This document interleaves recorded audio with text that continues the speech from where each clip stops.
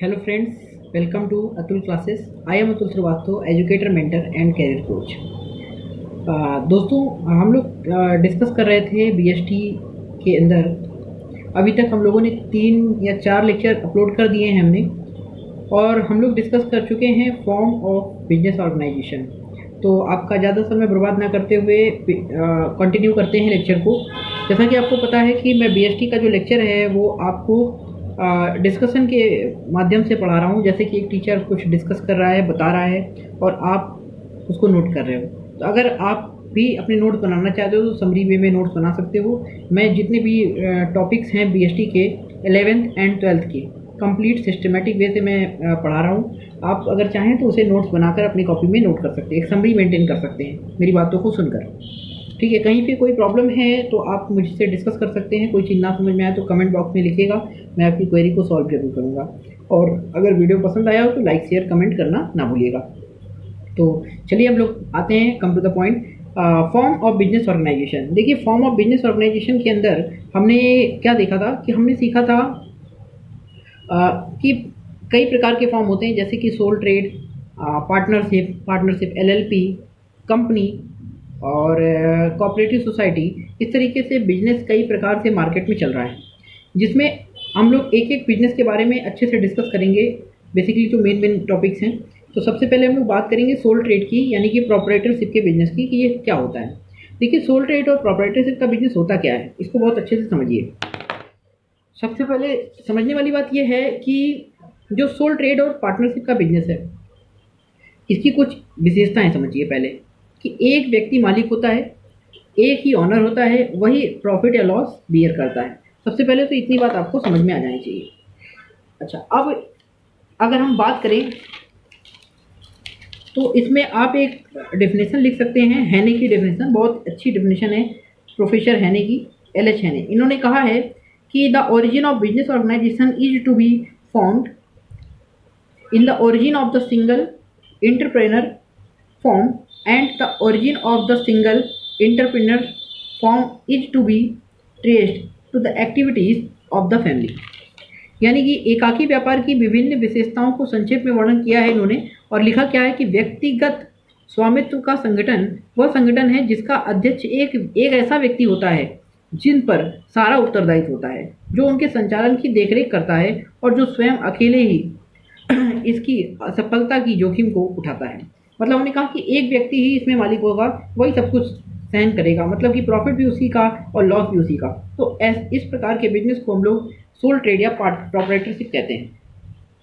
अब इम्पॉर्टेंट बात यह है कि इस तरीके का बिजनेस कहाँ पर आपने देखा है, इसके एग्जाम्पल हम आपको बताते हैं। जैसे कि मेडिकल स्टोर में आप देखिए एक ही व्यक्ति बैठा होता है, कॉस्मेटिक की शॉप में देखिए एक ही व्यक्ति बैठा होता है। इस तरीके से फोटोकॉपी की शॉप है या फिर बुक स्टॉल है, वहाँ पर एक व्यक्ति ही मालिक होते तो और भी कई लोग हैं, लेकिन वो एम्प्लॉय होते हैं वहाँ के, वो वहाँ के पार्टनर नहीं होते, ना ही वहाँ के मालिक होते हैं। मालिक केवल एक होता है जो हेड की कुर्सी पे बैठता है, वो सारी चीज़ों को डील करता है, वहाँ पर सारे खर्चों को, सारी जोखिमों को उठाता है। अच्छा, अब मैं बात करने वाला हूँ कैरेक्टरिस्टिक्स, इंपॉर्टेंट कैरेक्टरिस्टिक्स क्या है। देखिए, सबसे पहली बात है कि अगर कैरेक्टरिस्टिक्स लिखने को आएगा तो आप हेडिंग बनाकर उस हेडिंग के अंदर अपनी तरफ से बातों को लिख सकते हैं। जैसे कि पहली हेडिंग आप देंगे कि एक व्यक्ति स्वामी, यानी कि आप ये लिख सकते हैं सोल प्रोप्राइटरशिप। उसके बाद आप लिख सकते हैं सोल मैनेजमेंट, एक व्यक्ति का मैनेजमेंट होता है। उसके बाद आप लिख सकते हैं कि इंडिविजुअल कैपिटल, कोई एक व्यक्ति ही कैपिटल लगाता है, हर व्यक्ति कैपिटल नहीं लगाता इसमें। इसके बाद no difference between the business and the owner, business और ऑनर के बीच में बहुत डिफरेंस नहीं होता है। अकाउंटिंग ट्रीटमेंट डिफरेंस होता है, लेकिन बिजनेस और ऑनर के बीच में कोई और डिफरेंस नहीं माना जाता। जैसे कि जो बिजनेस है वो ऑनर का है, जो ऑनर है वो बिजनेस है, ऑनर का ही बिजनेस है, बिजनेस का ही ऑनर है। इट मीन्स, कहने का मीन्स ये है कि जब भी बिजनेस में कोई प्रॉब्लम होगी तो सारी चीज़ें ऑनर की ही हैं। मतलब अगर बिजनेस बंद भी होगा तो वो सब पैसा या जो भी चीज़ें बिजनेस के एसेट से सब कुछ बेचकर ऑनर, वो सिंगल ऑनर पैसा ले सकता है, उसे कोई नहीं रोकेगा। अच्छा, और भी अगर हम बात करें इसमें तो अगला पॉइंट है इसमें अनलिमिटेड लायबिलिटी। देखिए, इसको समझाना पड़ेगा, अनलिमिटेड लायबिलिटी क्या होती है। आपको बता दें, अनलिमिटेड लायबिलिटी का मतलब है कि ऐसी लायबिलिटी बिजनेस की जो व्यापारी के घर तक पहुंच जाती है। मतलब अगर बिजनेस व्यापारी को चलाना है और व्यापारी को बिजनेस में लॉस हो गया, बिजनेस को बहुत सारा लॉस हो गया, अब उस लॉस को कवर करने के लिए व्यापारी के पास 2 ऑप्शन हैं। एक ऑप्शन क्या है कि वो अपने घर चला जाए और घर से अपना और भी पैसा लेकर आए, कुछ बेच दे, संपत्तियों को बेच दे, उससे पैसा ले और फिर अपने बिजनेस का लॉस कवर करे। तो इस प्रोसेस को ही कहते हैं अनलिमिटेड लायबिलिटी। और अगर बिजनेस नहीं चलाएगा तो उसके घर परिवार कैसे चलेगा? तो इस प्रोसेस को हम लोग कहते हैं अनलिमिटेड लायबिलिटी, क्योंकि लायबिलिटी व्यापारी के घर तक पहुंच जाती है और उस लायबिलिटी के भुगतान करने के लिए, पेमेंट करने के लिए बिजनेसमैन को अपने घर से संपत्तियों को बेचकर ही पेमेंट लानी पड़ती है। इसलिए सोल ट्रेड या प्रोप्राइटरशिप बिजनेस की जो लायबिलिटी होती है वो होती है अनलिमिटेड। ये बात याद रखिएगा। इसके बाद एक व्यक्ति का लाभ या हानि, तो यानी कि लाभ और हानि यानी प्रॉफिट और लॉस किसी एक का ही होता है जो बिजनेस का मालिक होता है।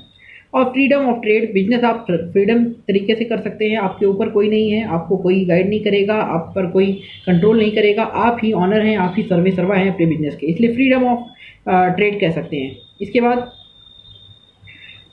ऐच्छिक प्रारंभ और अंत, मतलब आप अपने मन से जब चाहें स्टार्ट कर सकते हैं बिजनेस को, अपने मन से जब चाहें एंड कर सकते हैं, आपको कोई रोक नहीं सकता है। लिमिटेड एरिया ऑफ ऑपरेशन, इसका जो एरिया है वो लिमिटेड होता है। उसके बाद यूजुअली फॉर स्मॉल बिजनेस, ये बिजनेस स्मॉल बिजनेस के लिए ज़्यादातर प्रयोग किया जाता है।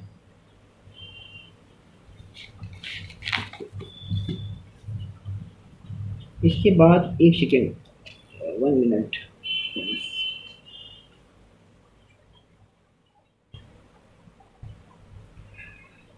एंड बाकी इसके प्रॉफिट्स की बात आती है, बेनिफिट, इस तरीके के बिजनेस में क्या क्या बेनिफिट है इसको भी समझ लेते हैं। देखिए, इसमें सबसे पहला तो बेनिफिट है कि आसानी से इसकी इस्टेब्लिशमेंट हो जाता है। इस प्रकार के बिजनेस का मतलब सुगम स्थापना और संचालन, या इंग्लिश से लिखेंगे easy to start and easy to operate. दूसरी जो इसकी कैरेक्टरिस्टिक्स है वो है क्विक डिसीजन, जल्दी आप डिसीजन ले सकते हैं, क्योंकि अकेले मालिक हैं तो आप डिसीजन भी खुद ले सकते हैं। फिर पर्सनल अटेंशन एंड अलर्टनेस, मतलब आप अपने बिजनेस पे पर्सनल अटेंशन रख सकते हैं, कोई और के बेस पर आप अपना बिजनेस नहीं चला रहे हैं। फिर सेक्रेसी मेंटेन रहती है, किसी और को आपकी प्लानिंग का पता नहीं चलता है, तो आप जैसा चाहेंगे वैसे बिजनेस को चला सकते हैं। उसके बाद है कि फ्रीडम इन बिजनेस में फ्रीडम है, आप अपने तरीके से बिजनेस को चला सकते हैं। इकोनॉमी, कितना कम करना है खर्चा, कितना ज़्यादा करना है, कितना प्रॉफिट रेज करना है, ये सब आप अपने हिसाब से प्लान कर सकते हैं। और उसके बाद है जो आपका कनेक्शन विद द कस्टमर के बीच साथ में जो कनेक्शन है वो बहुत अच्छा होता है, बहुत गहरा होता है, क्योंकि एक व्यक्ति जब मालिक होता है तो बिजनेस और बिजनेसमैन के बीच में तालमेल अच्छा हो जाता है। सॉरी, बिजनेसमैन और कस्टमर के बीच में तालमेल अच्छा हो जाता है। कभी कभी आप देखते हैं, आप जब शूज की शॉप में या फिर कपड़े की दुकान में जाते हैं तो आप कहते हैं कि भैया आपके भैया नहीं बैठे हैं। जो व्यक्ति बैठा होता है मेन, हमेशा आपको मिलता है, आप उसके लिए पूछते हैं कि आपके भैया नहीं बैठ रहे, क्यों? क्योंकि आपका व्यवहार उनसे अच्छा बना है। और अगर आपका व्यवहार उनसे अच्छा है तो आप सोचते हैं कि थोड़ा कमीशन, थोड़ा कंसेशन मिल जाएगा, थोड़ी चीज़ जो है रेट कम कर देंगे, वो कम कर देंगे, ये हमें जानते नहीं तो कम नहीं करेंगे।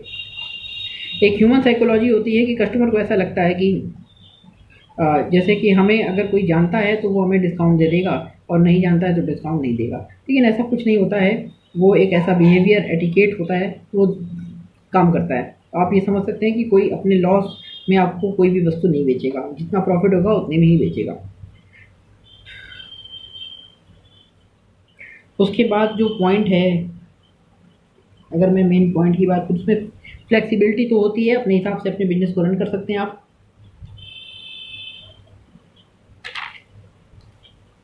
बोरोइंग फैसिलिटी, यानी कि इस प्रकार के बिजनेस में आप लोन ले सकते हैं बैंक से आराम से, कोई दिक्कत नहीं है। टैक्स लायबिलिटी इसमें कम होती है, क्योंकि सिंगल ऑनरशिप होती है तो ज़्यादा प्रॉफिट वगैरह रेज नहीं होता है, तो टैक्स लायबिलिटी भी कम होती है, टैक्स उतना नहीं आ पाता है।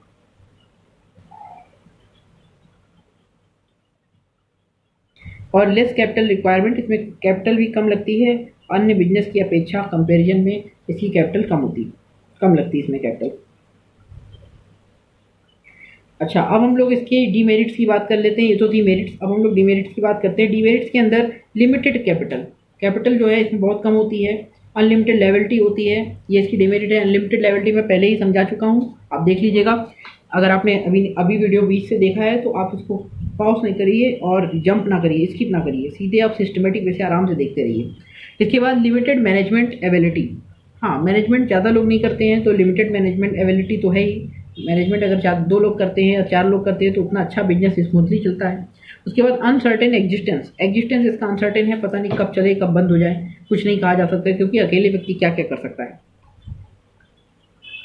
इसके बाद मोर रिस्क, रिस्क ज़्यादा होता है इस प्रकार के बिजनेस में। और फिर लिमिटेड गुडविल, गुडविल इसकी लिमिटेड होती है क्योंकि अकेला व्यक्ति है तो गुडविल भी एक ही की होगी, कहीं दो होंगे तो दो की होगी, तीन मालिक होंगे तो तीन की होगी, लेकिन यहाँ तो बिजनेस अकेला है, मालिक अकेला है तो फिर उसकी गुडविल भी सिंगल होगी और जो कि लिमिटेड होगी। इसके बाद इसका जो एक्सपेंशन है, विस्तार है, वो भी लिमिटेड होता है, ज़्यादा दूर तक नहीं फैल पाता बिजनेस। और लॉस इन एब्सेंस, अगर वो व्यक्ति नहीं है जो बिजनेस का मालिक है तो फिर कहीं ना कहीं सेल डाउन होती है और इसकी वजह से लॉस होता है। और उसके बाद हम कह सकते हैं नो कंसल्टेशन, कोई कंसल्टेशन कहीं से नहीं मिल पाता है क्योंकि अकेले व्यक्ति ही मैनेज कर रहा है, तो कंसल्टेशन किससे लेगा और किससे बातचीत करेगा। ये तो इसके लॉस थे। तो इस तरीके से हम लोगों ने सीखा सोल ट्रेड के अंदर सारी इंपॉर्टेंट बातें। और अब हम लोग कुछ इंपॉर्टेंट क्वेश्चन ले लेते हैं कि जैसे कि सोल ट्रेड का जो लायबिलिटी होती है वो अनलिमिटेड होती है, इसका रजिस्ट्रेशन कराना वॉलंटरी है, कंपलसरी नहीं है, याद रखिएगा। सोल ट्रेड का रजिस्ट्रेशन कराना कंपलसरी नहीं है, पहली बात। दूसरी बात, सोल ट्रेड में जो लायबिलिटी होती है वो अनलिमिटेड होती है। तीसरी बात, जो सोल ट्रेड होता है, सोल ट्रेड के अंदर जो बिजनेस है वो बहुत ही पुराने टाइम से चला आ रहा है, इसको सबसे पुराना बिजनेस का मॉडल कह सकते हैं, है ना। इस तरीके से हमने बहुत सारी बातें सीखी हैं और अगले वीडियो में हम लोग आएंगे और बात करेंगे नेक्स्ट वीडियो में। तब तक के लिए थैंक यू वेरी मच। और इस चीज़ को सीखिए और सीखते रहिए क्योंकि सीखना बंद तो जीतना बंद। ये चैप्टर ओवर, नेक्स्ट चैप्टर हम लोग पार्टनरशिप स्टार्ट करेंगे। Thank you very much.